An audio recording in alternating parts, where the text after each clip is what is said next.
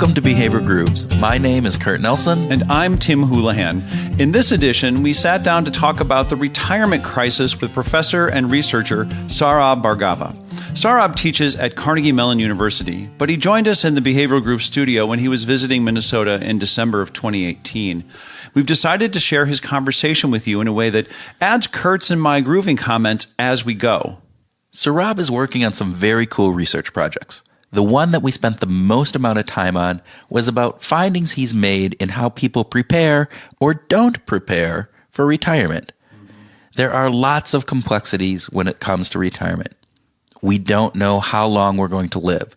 We don't know exactly how much we're going to spend.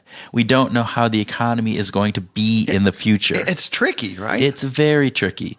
These are difficult, if not impossible, components to estimate. Yeah. But that doesn't make it any less important, and Saurabh is working on ways to help people who have not really engaged in their retirement to get started. So please sit back and enjoy a fine glass of old French wine. Old French wine? Why not new French wine? Well, actually, why new French wine when you could have old French wine? Good point. Old French wine it is. I suppose have old French wine if you have it. If you have it. There you go. But listen to our discussion. Enjoy our discussion with Saurabh Bhargava. Saurabh Bhargava, welcome. We are glad to have you here in the Behavioral Groove studios. Well, thanks for having me. It's nice to be home. Yeah. And staring at a beautiful carving of a Minnesota Viking. There you go. Presumably. So yeah. How are you feeling about the Vikings this season? It's kind of a mix, huh? Yeah, I think it's a mixed bag. Certainly relative to expectations. Earlier in the season, it's been disappointing.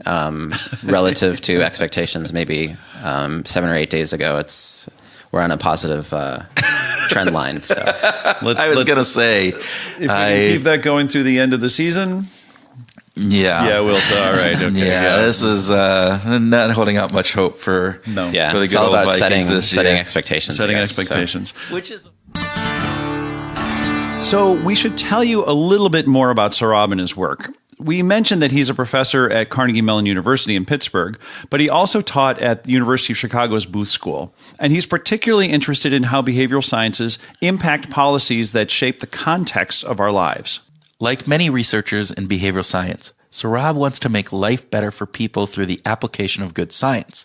He's particularly concerned about issues that impact people's well-being. Some of his past research has been focused on how we make health insurance choices and the effects of driving with a mobile phone in your hand, which you should not do. Don't do that. But here he introduces how he works. Yeah, so just as an introduction, most of my work uses kind of natural and field experiments to better understand the systematic ways in which people's behavior departs from what economists would think of as kind of a rational benchmark, and then using some of these insights to help improve how we think about the design of policies and programs that are intended to help them. This is the underlying motivation for a lot of recent work on retirement savings and financial planning that some colleagues and I have been doing. But I think we're in a fascinating time because behavioral insights are being, I think, both discovered and applied really substantively in areas of kind of health insurance and criminal justice and clinical decision making. So there are a lot of exciting fronts where some of this work is being done. Saurabh introduces the problems around retirement savings and the work he's done to better understand why many people aren't adequately prepared for retirement, especially among those who work at companies with generous 401k plans with matching contributions. In other words, an employee could set aside 6% of their own money, and it would be matched by an additional 6% of the company's money, equaling a total contribution to retirement of 12% of their income. On an economic basis, every employee should take advantage of this. But the research indicates that as much as 20% of employees don't take part in these programs. That's free money that people are just throwing away. economically speaking, I think this is what economists call stupid. Is that a technical term? I think it is the technical term for people who don't take a part of these. But being that this is a common component, Saurabh wanted to find out more. And so in this next section, Saurabh sets up the problem. Yeah, I mean, so, we think that there are a lot of statistics from household finance surveys and anecdotal evidence and some empirical evidence now that a small majority of individuals, households who are on the brink of retirement have very little to no savings. And most people, the larger majority, is probably not on track for what we think of as kind of a secure retirement, where they're headed towards a lifestyle that is... Are there percentages around this? Yeah, no, I mean, so the data around how many people are headed towards retirement poverty, we don't have, I think, great statistics on that. Yeah. So that's something that we're, in our current research that we're trying to do with respect to looking at actual enrollees at 401k plans, and to see what fraction of workers who are actually enrolled in plans that are, presumably supposed to prepare you for retirement are actually headed towards a comfortable retirement or are headed towards a secure retirement or a retirement that would allow them to not have to go back to work or rely on means-tested public funding or a dramatic change to their lifestyle. Well, I know we talked with Silky Britton, right?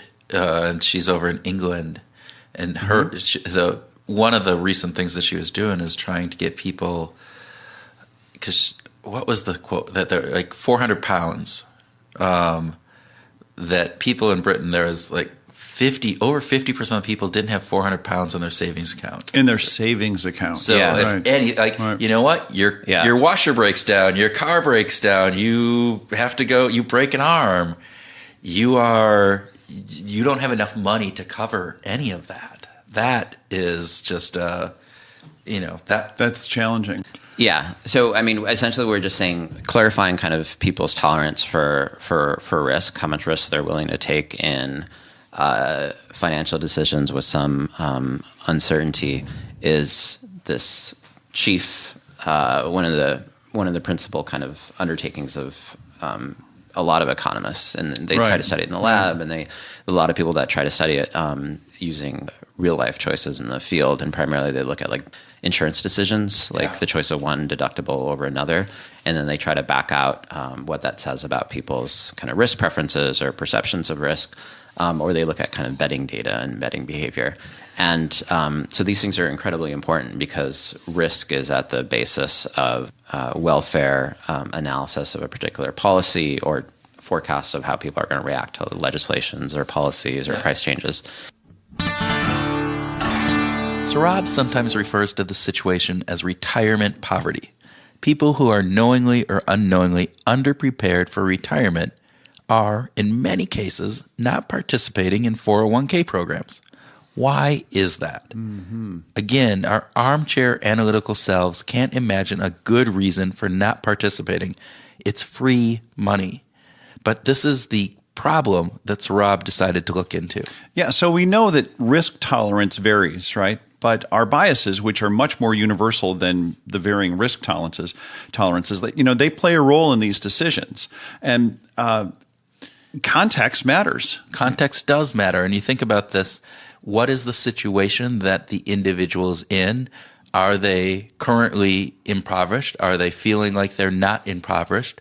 Where are they in their life component? Are they married? Are they not married? Are they feeling like they're living paycheck to paycheck? There are a number of these factors that come into play that are all contextual in nature. Right? Exactly. I can imagine the living paycheck to paycheck situation, feeling like I can't afford $10 a month, or $10 a paycheck to put into my 401k. That's that could just seem crazy to take even $10, out to make that contribution. $100, $200, $500. So again, across the board, it's not necessarily comprised of just those people who are at the lower income as well. I mean, this is some people who are making some relatively decent money that this issue still happens to. But that doesn't mean that's a problem. And there's some information or some research by Catherine Valls at the University of Minnesota, and she has done research on money and talks about how money is this really emotional component, that we tend to get more emotional about money decisions than other types of decisions. Yeah, that we somehow get irrational about something that is the most rational of all things. Right. Right? Really. I mean, it's kind of ironic, isn't it, that money is just, it's counting, right? It's just currency. It's just 1, 2, 3, 4, 5, 6, 7, 8. Counting? It is not. Money is like it determines my value of who I am. How much money I am is about, and that's the crazy thing, person that I can be and all of the future selves that I could potentially live. And I need money in order to do that. And yet we don't always think about it in that future perspective. We think about it in this day-to-day living perspective. And so it is an interesting thing. And I think Saurabh then, he starts talking about some of the components that go into this. So let's listen to what he says.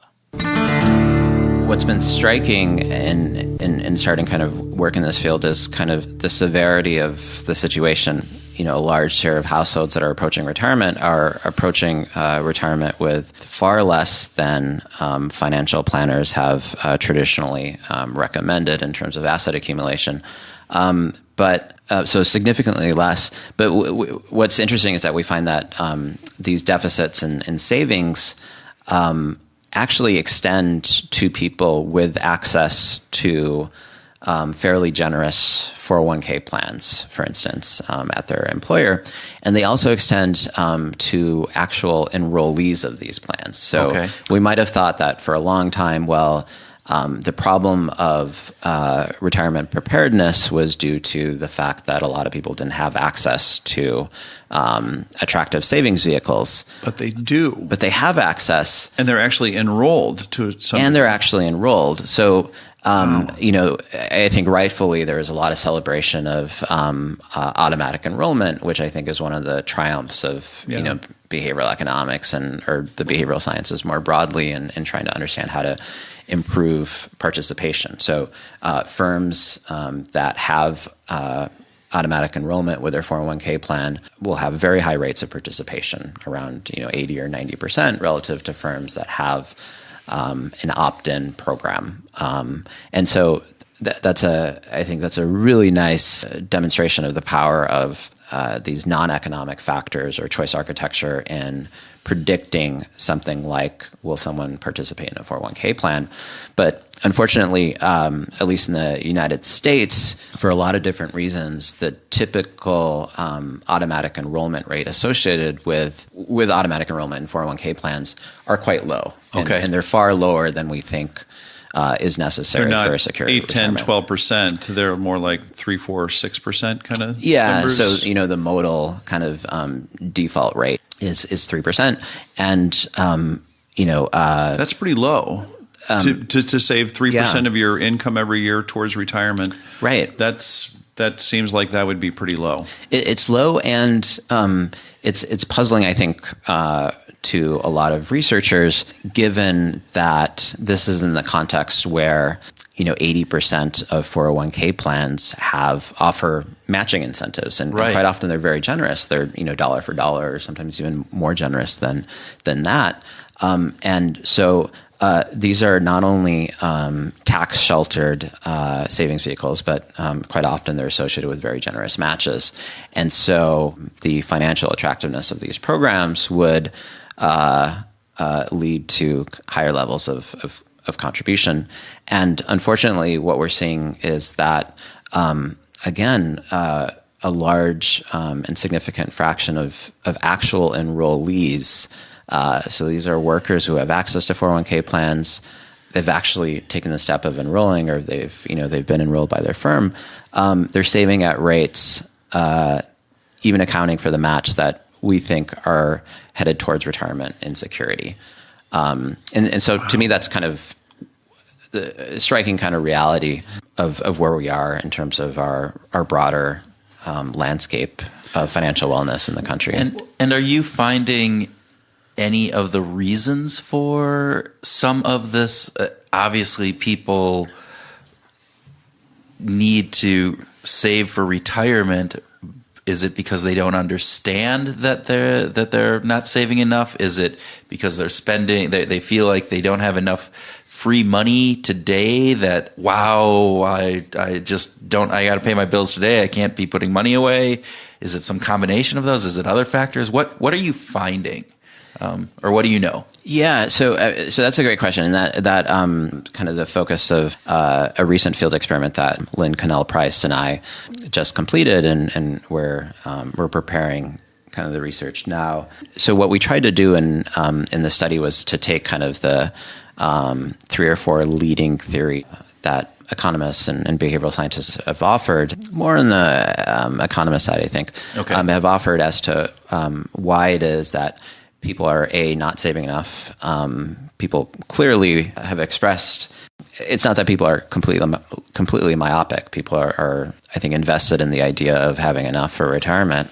But they're invested in the idea, right? Maybe not so much translating that into the behavior or the actual choices they're making, right? And that's why it's. I think it's both a puzzle on the theory side. So why aren't people saving enough? And obviously it's a practical problem on the policy side and in terms of thinking about people's welfare. But that's not the only puzzle. The other puzzle is why aren't they saving in the context of plans that offer really generous kind of matching incentives? Yeah. If my company has a generous match, why not save to the fullest amount? Right. Yeah. Right.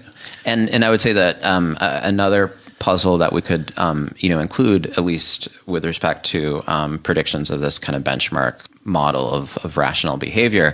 Maybe that's a bit of a straw man, but it's one that our field loves. So we'll stick with it. Yes. But maybe this third puzzle is this idea that people actually express an intent to save in the very near future, but quite often they just don't fulfill it.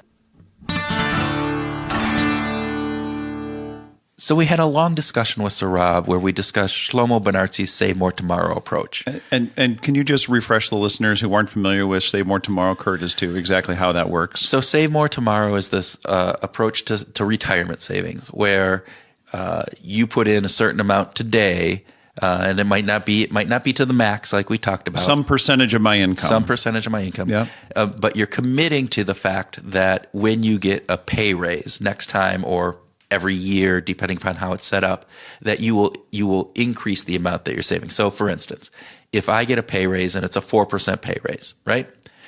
Instead of seeing that 4% drop to my bottom line and the paycheck I get every other week or every month, that maybe 2% of that 4% increase goes into my 401k savings now. Right. And so I don't ever see it because I get the pay raise and I see the 2% that comes out of that coming in. So I still actually have more income in my paycheck after I get the raise. You're getting more income.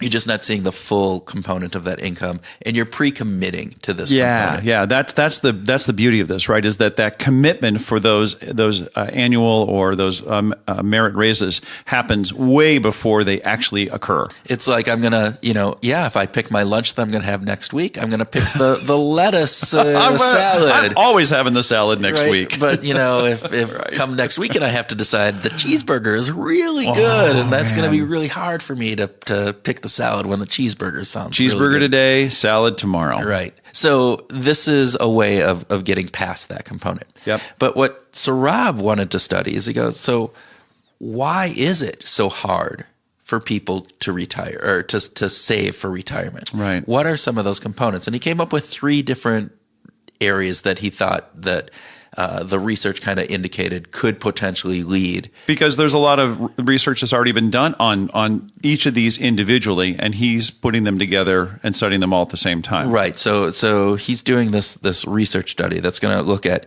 is the lack of retirement saving so difficult for employees because they lack this financial or retirement literacy. So that's number 1, financial literacy. Right. And so do they understand what it takes to retire? Do they understand the compound interest of, savings and how that works? So there's a bunch of financial literacy, and maybe people just don't know. Maybe that's it. Maybe that's why they don't save.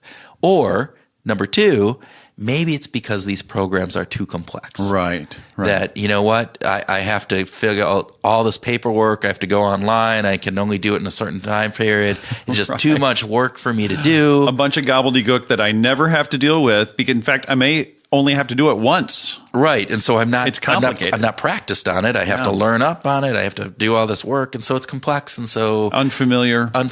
Yeah. So maybe it just gets too much and I just shut down. So that's another potential reason why people don't save. And what's the third thing? And the third one is this element of self-control or procrastination. You know what?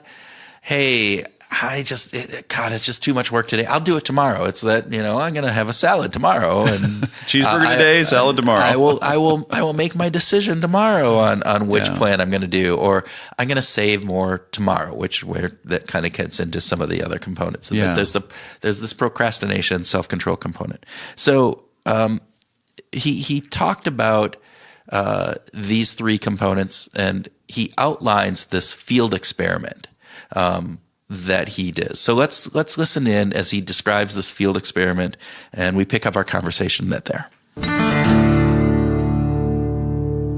Yeah, so I think it's the first kind of field experiment that was intended to really simultaneously test these three theories in the context of a large firm. And so we worked with this large firm, over 50,000 benefit eligible employees. Okay. And they had a very, very generous match, actually. So it was actually more than $1 for dollar, depending on whether or not you reached their 401k matching floor. And yet they had an average number of non-participants, but they also had a lot of employees, particularly lower earning employees, that may have been participating, but at rates lower than what would reflect like full match take-up. So they're participating at either 0%, 1%, 2%.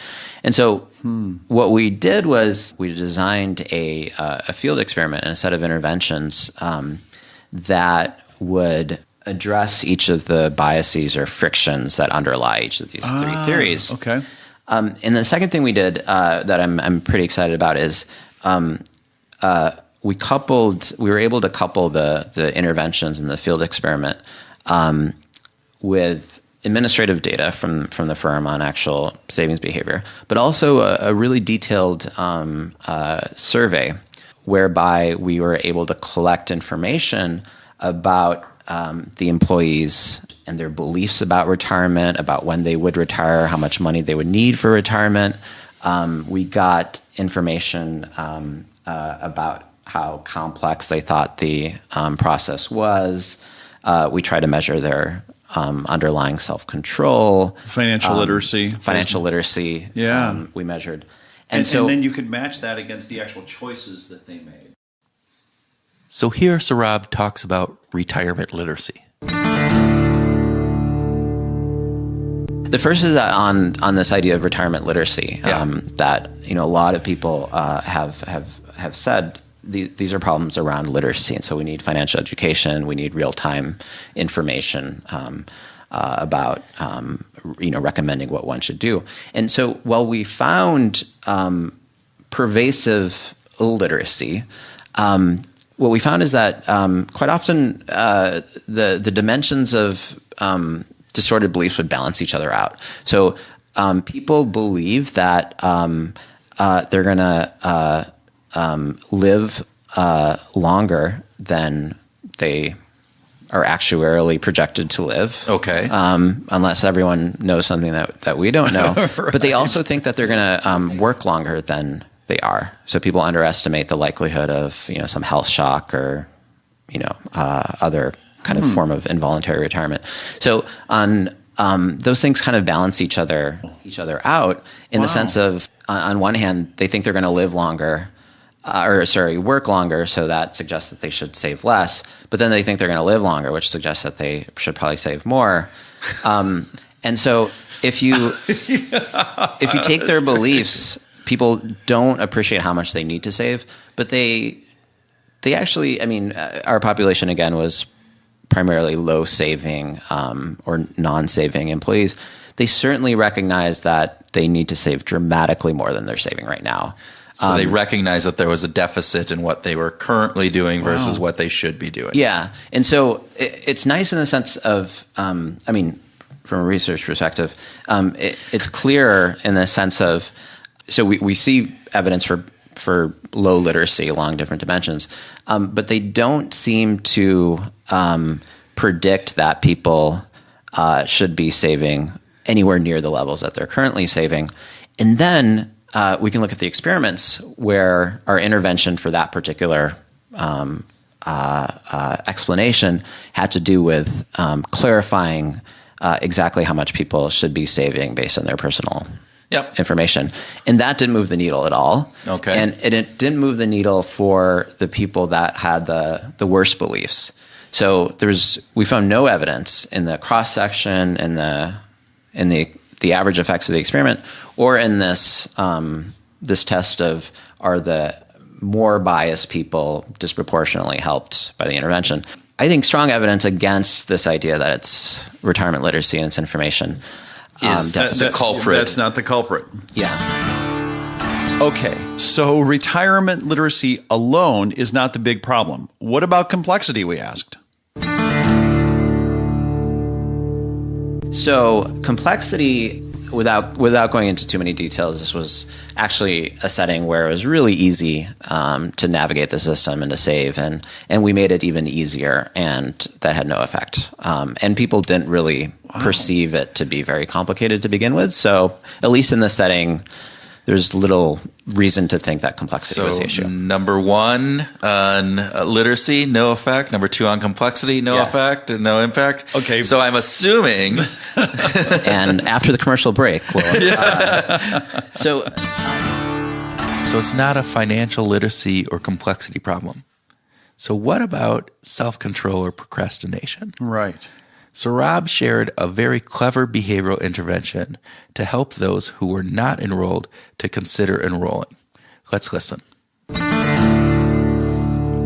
Address this confusion, but our intervention that we had designed to test for self-control problems and present bias was essentially giving people a $10 Amazon gift card to do what?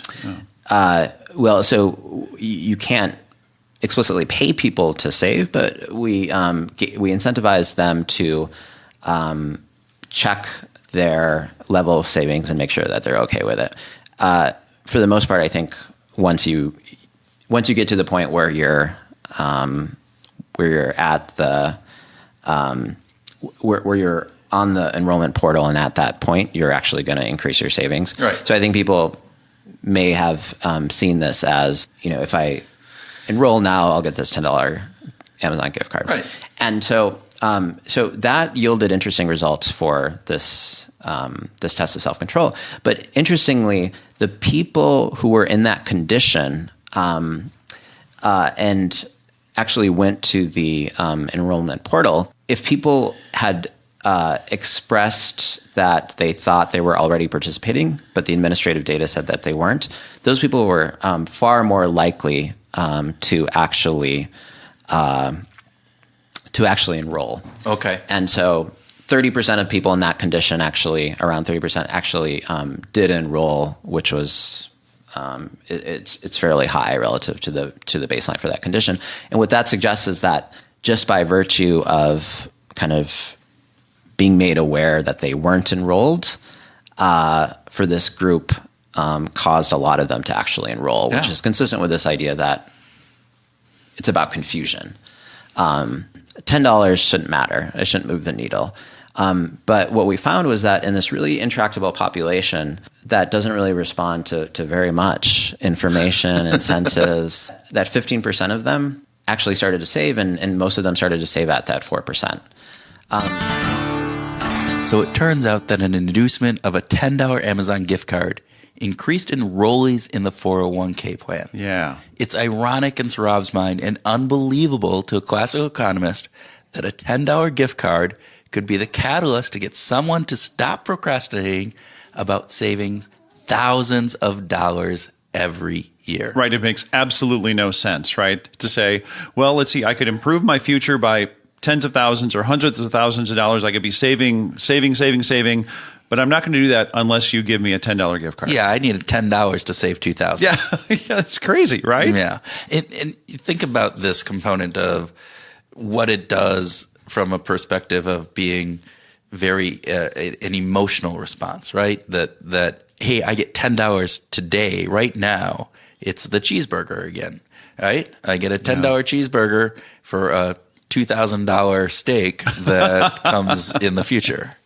There's that. It's also, I think it's worth pointing out that not everybody was doing this, right? This was a relatively, it was the minority, right? The majority of people were investing. They were going in, they were taking care of the paperwork, they were doing what they needed to do, and they were filling it out. But the fact that there was 30%, that's a lot. That's still an awful lot of people who were not making the choice to take care of their future simply because they didn't have the inducement to get in and do it. Yeah. And so Saurabh, in further conversation with him, we talked to him. That's not part of this, but he said that 15% actually started to save, and most of them saved at 4%. Yeah. Because of that 30%. So that's a big improvement. So when you think about that, you think about the impact that a $10 Amazon gift card has on somebody potentially getting free money of a couple $1,000s, it's pretty significant. Yeah, the other thing that I wanted to bring up here is this reminds me a little bit about Robert Cialdini's work in persuasion. This idea of getting it's what happens in the moment before you're trying to get them to do something.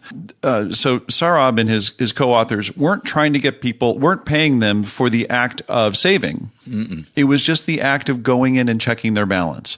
And then while they're there, they have this aha moment like, oh, I guess I realized that I wasn't enrolled. Right. They're already moving, right? There's momentum, huh? There's momentum. They've already entered in the website. They're checking their balance.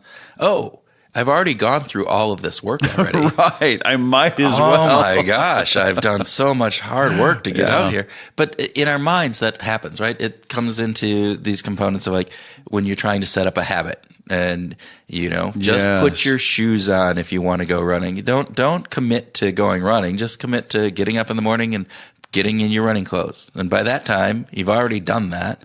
So then you're more likely to just go out and do running. Absolutely. And that's a much easier commitment to keep and to make. And so I think this is an extension of that. It gets obviously much bigger and more impactful potentially, but it really is that it's how do you induce somebody to start that movement?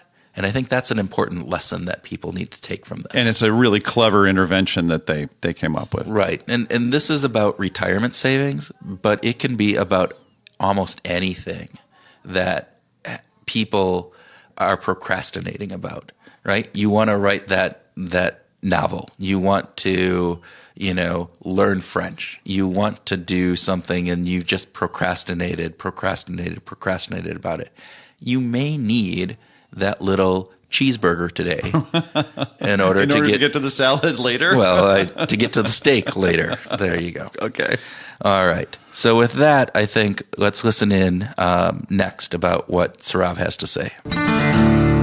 But so I think the final kind of insight that was striking to us was we started to run these calibrations where we looked at how does the typical economic model of self-control or beta delta discounting, what would it say? Like how impulsive would you have to be? How present bias would you have to be to kind of rationalize or explain this baseline behavior of people not saving despite the availability of this really generous match?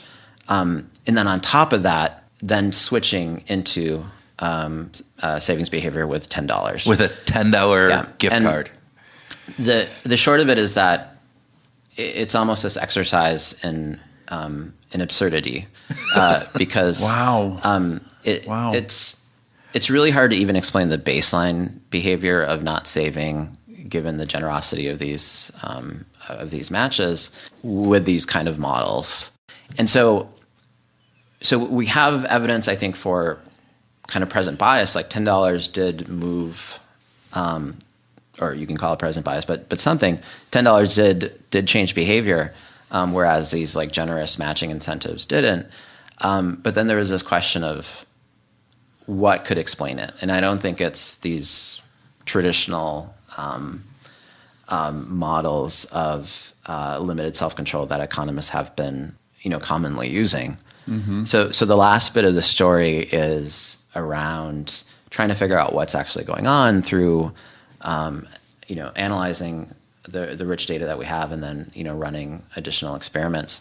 And so my thought about what actually might be going on, and this is somewhat speculative, but what's causing people to not save might be this sense of like proximal financial anxiety. And it could be real economic liquidity, but I think it has more to do with financial anxiety. This idea that 50, 60, 70% of households report not having enough money to cover a $1,000 health expense. That's a real source, potentially a real barrier for why people might not save today. Yeah. And so, yeah, I do think it just resonates in terms of our intuitive understanding of this decision that we face along a lot of choices that involve our future finances.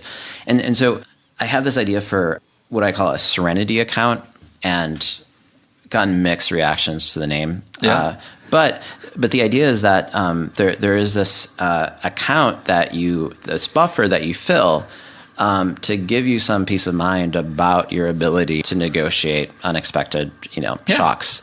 And once that Serenity account kind of reaches a month or 2 months of kind of emergency liquidity, then if we can have it automatically transfer into these 401ks, there are a lot of regulatory rulemaking that have to be kind of negotiated or rewritten or dealt with.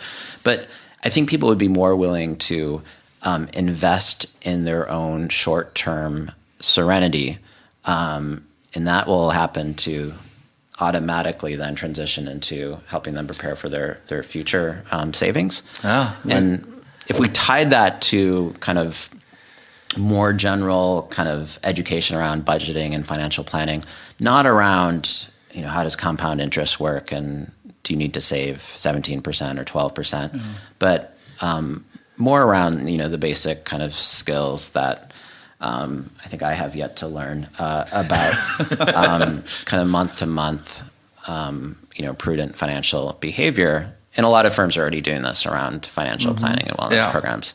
Yeah, and so we're running experiments where, we're having people kind of meditate or relax and somehow reduce the stress before making these decisions, and to understand whether maybe what's driving a lot of these ostensibly puzzling behaviors has to do with just the overwhelming kind of emotional stress and of these decisions, particularly in this kind of environment.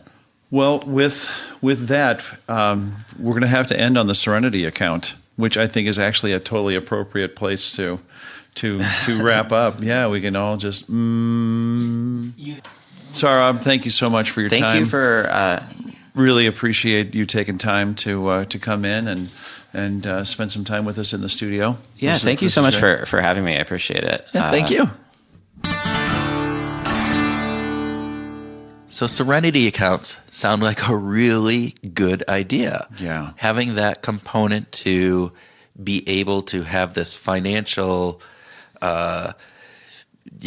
savings that protect me, this component that I am no longer at the mercy of, a car breakdown or something else that then takes some of that scarcity component away that we talked about earlier, some of that fear that then activates that amygdala.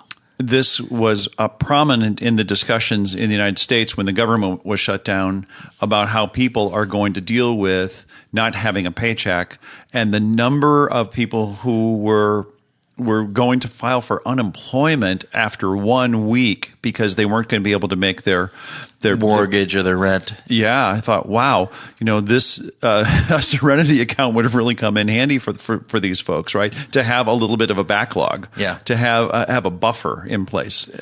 And I like the fact that then that Serenity account is there for that short-term use, but then provides that long-term component.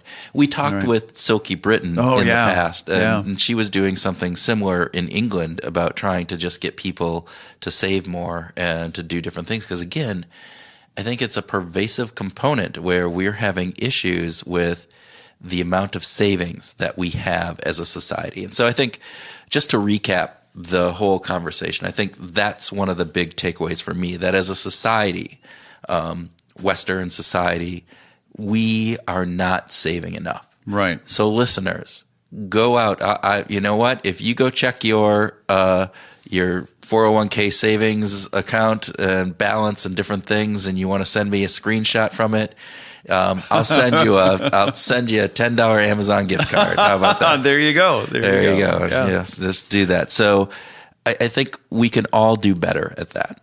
What about you? The complexity and the procrastination elements are important. The big takeaway for me, Kurt, was that behavioral sciences can actually tease out some really great insights. But it took a lot of work to get to the point where Saurabh and his colleagues were able to figure out exactly what is it that's driving this. Because financial literacy was low, but there wasn't a fix. It didn't really fix it. So the classical solutions, right? Financial literacy, reducing complexity. Yeah. Those weren't working. Making it easy today, that still wasn't enough. It actually took this really clever intervention of the Amazon gift card to get people to do the pre-work, to get them to do the trigger work, to get into their accounts, and I think that just takes some rigor and some focus to actually apply, because it sounds like a really simple and intuitive solution. It's like, oh, of course, that would be so great. Anybody could do that. But the challenge is it's not intuitive on the front end. No. Right? There was nothing that pointed to the fact that what they really needed was, well, let's just get everybody to check their accounts. Right. And I think this parlays itself a lot into, obviously, this situation with retirement and financial components. But think about all of the other types of work that we do within organizations. Yeah. And those true and tried solutions that just don't really work.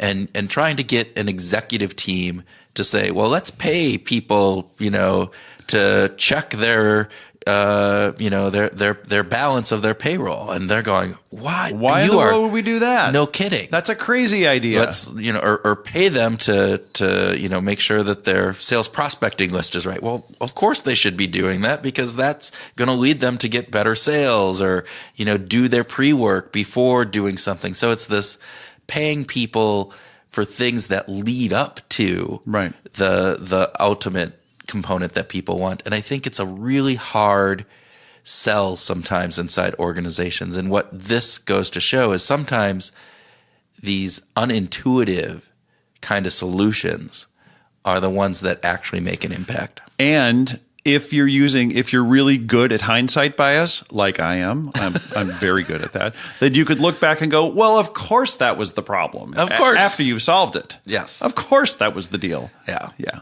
But I think that just goes to show that, as you mentioned at the very beginning of this section here, is it's hard. We make assumptions, and we have to do the rigorous work and be really conscious of all of the behavioral biases that we have. And I think that's the key piece. And the key takeaway for me in this is just to say, organizations, as individuals, as a society, we need to keep applying these behavioral science principles. Yes. And applying them with more rigor, and use those to really understand the real reasons why we're not doing things, and put applications or solutions into account that actually work. And let's do that. Right. And it's not easy. No, it's not easy. It does take some effort to do it, but the results can be tremendous. Right. If you do it. So with that, thank you for listening. Hopefully you enjoyed and learned something from this one. Share this with a friend. Go out to Apple Podcast and give us a review if you like it. We appreciate all of it. You're part of this community that we're trying to build, and we really appreciate you listening. And thank you. And with that, keep on grooving.